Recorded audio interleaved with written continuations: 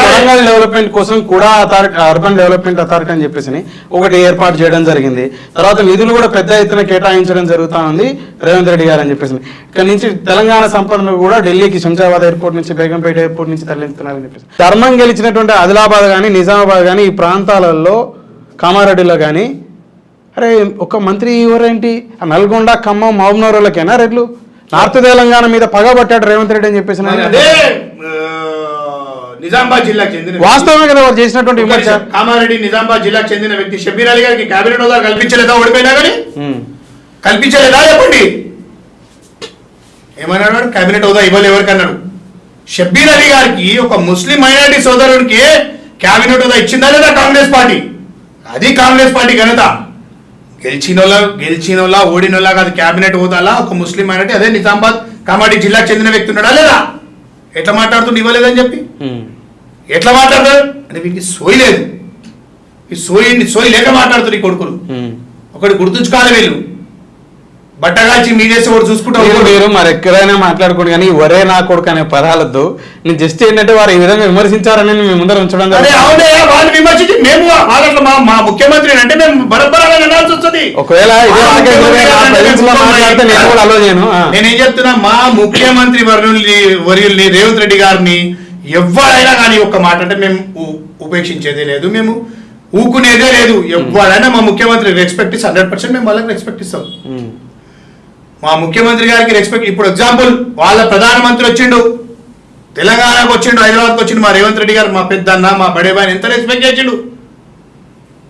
ఒక్క మాట అన్నాడన్న, పల్లెత్తు మాట అన్నాడా? మా డిప్యూటీ సీఎం గారు కానీ మా సీఎం గారు కానీ మా మంత్రులు కానీ విన్నాడన్నా? వాళ్ళని అన్నారు ఒక మాట? వాళ్ళ అమిత్ షా గారిని కానీ వాళ్ళ సెంట్రల్ మినిస్టర్ ఎవరినా అని మాకేం అవసరం అండి? ఎదుటి వాళ్ళకి రెస్పెక్ట్ ఇస్తాం, ఎదుటి వాళ్ళకి మర్యాద చేస్తాం. మేము తీసుకుంటే వాళ్ళ ఇష్టం, తీసుకోకపోతే వాళ్ళ ఇష్టం. అరే అంత పెద్ద మనుషులు ఆ పిఎం సెంట్రల్ మినిస్టర్ వాళ్ళే ముఖ్యమంత్రితో మంచుకుంటే మీకేంద్రా ఆయన మండుతుంది? చెప్పాలి. ఇదే రాకేష్ రెడ్డి కానీ ఎల్లటి మహేష్ రెడ్డి కానీ కాంగ్రెస్ పార్టీ మీద ఏవేవైతే బురజల్లాలని చూస్తారో, బట్టగాల్చి మీద ఎలా చూస్తారో అది వాళ్ళకి తిప్పి కొడుతుంది. అది ఎప్పుడో వారు ఇప్పుడే పార్లమెంట్ ఎలక్షన్లలో వాళ్ళకి తిప్పి కొడుతుంది. ఇది రాసి పెట్టుకోండి. నిజామాబాద్లో జీవన్ రెడ్డి గారు గెలవబోతురు ఎంపీగా. నిజామాబాద్ అక్కడే ఎఫెక్ట్ అవుతుంది. ఇక్కడ సికింద్రాబాద్ పార్లమెంట్ కాన్స్టిట్యూన్సీకి వచ్చేసరికి దానం నాయందర్ గారు గెలవబోతురు కిషన్ రెడ్డి మీద. కరీంనగర్లో కాంగ్రెస్ పార్టీ గెలవబోతుంది, బండి సంజయ్ ఓడబోతుడు. ఆదిలాబాద్లో కాంగ్రెస్ పార్టీ అలా 4 సీట్లు చెప్తున్నా, అలా 4 ఓడగొడుతున్నాం 100%. ఇట్లా చెప్పుకొస్తా ఉన్నారు. అదైతే శాసనపక్ష నేత ఎవరైతే బీజేపీ పార్టీ నుంచి ఉన్నారో ఎలిట్ మహేష్ రెడ్డి 5 మంత్రులు మాతో టచ్లో ఉన్నారు. కోమటిరెడ్డి మీ తమ్ముడు కూడా ఉన్నాడు, మీ తమ్ముడిని జాగ్రత్తగా చూసుకో, రామరాజ్యం ఏర్పాటు అవుతుంది పార్లమెంట్ ఎన్నికల తర్వాత అని చెప్పుకొస్తున్నారు కదా. దాని గురించి ఆల్రెడీ మా కోమటిరెడ్డి వెంకటరెడ్డి గారు మా మంత్రి గారు ఆల్రెడీ ఆన్సర్ ఇచ్చేసిండు. బీజేపీ పార్టీకి ఏముంది, ఏం లేదు, గోడ లేదు, డోర్ లేదు, గేటు లేదు, వాళ్ళకి మాకేం అవసరం, వాళ్ళకి మాకు పొంతలేదని. ఏలేటి మహేశ్వర్ రెడ్డి ఒక్కసారి నువ్వు ఇలా బీజేపీ పక్షాన మాట్లాడుతున్నావు, ఒక్కసారి నువ్వు ఎక్కడుండే, నువ్వు ఎండ్లకి పోతే నీకు టికెట్ వచ్చింది, ఒకసారి ఆలోచించుకో. కాంగ్రెస్ పార్టీ నుంచి లేవాను, కాంగ్రెస్ పార్టీలోకి బీజేపీలో పోతేనే కదా నీకు టికెట్ వచ్చింది. ఎందుకు? కాంగ్రెస్లో ఉన్న సీనియారిటీని చూసి నీకు వాళ్ళు టికెట్ ఇచ్చారు. అది ఆలోచించుకోవాలి ఒకసారి. ఇవాళ నువ్వు కాంగ్రెస్ పార్టీ మీద బురద జల్లి ప్లాన్ చేస్తే, బట్టగాల్చి మీదేస్తే ఎవరు చూస్తూడుకోడు. బీజేపీ పార్టీ నుంచి ఎవరైనా గెలిచిన ఎమ్మెల్యేని తీసుకునే ప్రయత్నం చేస్తే 24 గంటల్లో మీ ప్రభుత్వం కూలుతుంది అంటున్నాడు. మాకేం అవసరం పోయి బీజేపీ వాళ్ళని కాంగ్రెస్ బీజేపీ వాళ్ళని బీఆర్ఎస్ వాళ్ళని తీసుకునికే, వాళ్ళ ఎమ్మెల్యేలు వాళ్ళ కాన్స్టిట్యూన్సీలు అభివృద్ధి చేసుకోవాలని చెప్పి వస్తుర్రు. బీజేపీ వాళ్ళు కానీ బీఆర్ఎస్ వాళ్ళు ఇంకెవరైనా కానీ మాకేం అవసరం? కాంగ్రెస్ పార్టీకి ఏమైనా మెజారిటీ లేదా? అదే మెజారిటీ ఉంది, అయినా మా అభ్యర్థులను ఎందుకు తీసుకుంటారు, మా ఎమ్మెల్యేలు ఎందుకు తీసుకుంటారు అంటున్నారు వాళ్ళు. మాకేం అవసరం? మాకు సంబంధమే లేదు, మాకు అవసరం కూడా లేదు. బీఆర్ఎస్ వాళ్ళని కానీ బీజేపీ వాళ్ళని కానీ వాళ్ళతో అవసరమే లేదు. వాళ్ళు వచ్చి కలిసిన దాన నాగేంద్ర గారు కానీ నిన్న భద్రాచలం ఎమ్మెల్యే తెల్ల వెంకట్రావు గారు కానీ వీళ్ళంతా కూడా వాళ్ళకే వాళ్ళే పోయి కడియం శ్రీహరి గారు వీళ్ళంతా మీరు ఏం చేయలేదంటారు. మాకేం అవసరమా? మాకేం అవసరం? మభ్య పెట్టలేదంటారు. ఏం ఎందుకు మభ్య పెట్టాల్సిన అవసరం ఏముంది మాకు? మేము కేసీఆర్ లాగా రాజకీయం చేయడండి. మా ముఖ్యమంత్రి రేవంత్ రెడ్డి గారు కేసీఆర్ లాగా చేయడు. మా రేవంత్ రెడ్డి గారు ఆయన పని ఆయన చేసుకుంటా పోతాడు, మీ పని మీరు చేసుకోరడం. నన్ను గెలుకొద్దు, నన్ను గెలిపితే కొడుక మిమ్మల్ని నువ్వు నీళ్ళు కూడా తాగని అంటాడు.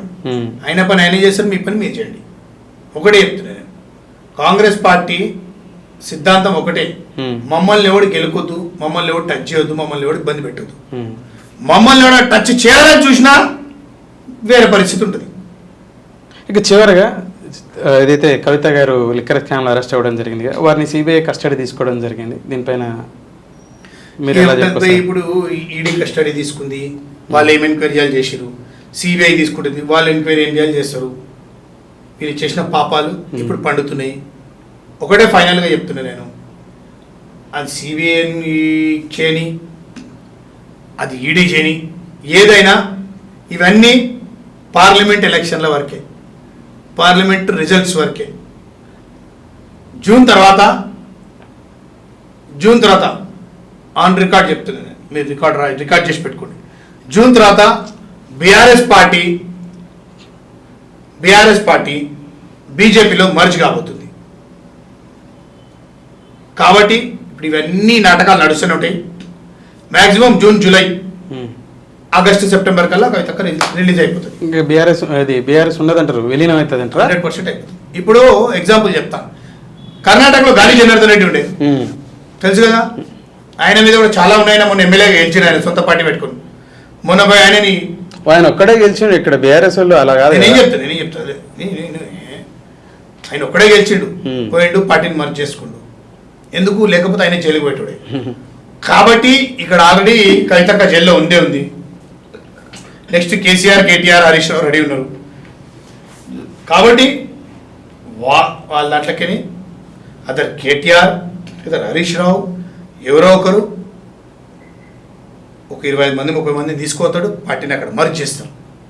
మర్జ్ చేసి అన్న అవన్నీ మా పాపాలన్నీ కడిగండి అని చెప్పి అలా కాళ్ళ పట్టుకుంటారు. ఎవరి కాళ్ళు? అమిత్ షా, మోదీవి.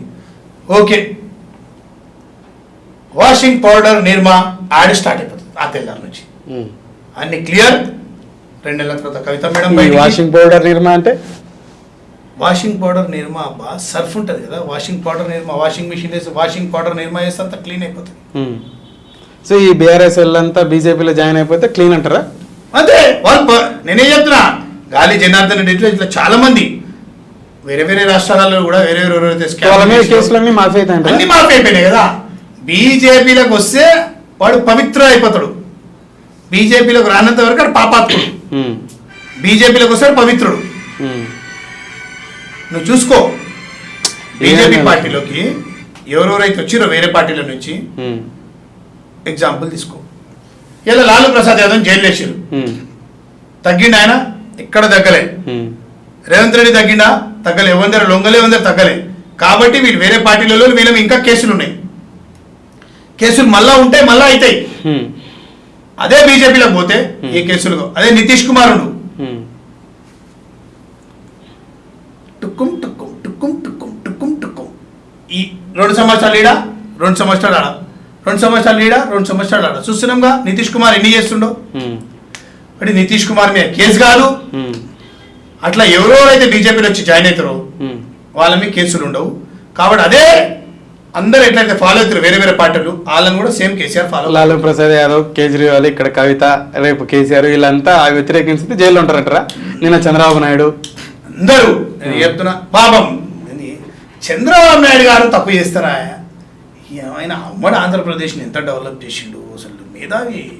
అటువంటి వ్యక్తిని కూడా బీజేపీకి వ్యతిరేకంగా పోయినని ఆ పిచ్చోడిని ఒకరిని పట్టుకొని వాంతురు ఈయనని గవర్నమెంట్ త్రూ అరెస్ట్ చేపించి జైలుకి పంపారు. సరే, ఏదేమైనా కానీ నేను చెప్తున్నా కదా, జూన్ జూలై తర్వాత చివరిగా ఇంకొక వాదన ఉంది, మీరు బీఆర్ఎస్ మెర్జ్ అవుతుంది అని చెప్పేసి.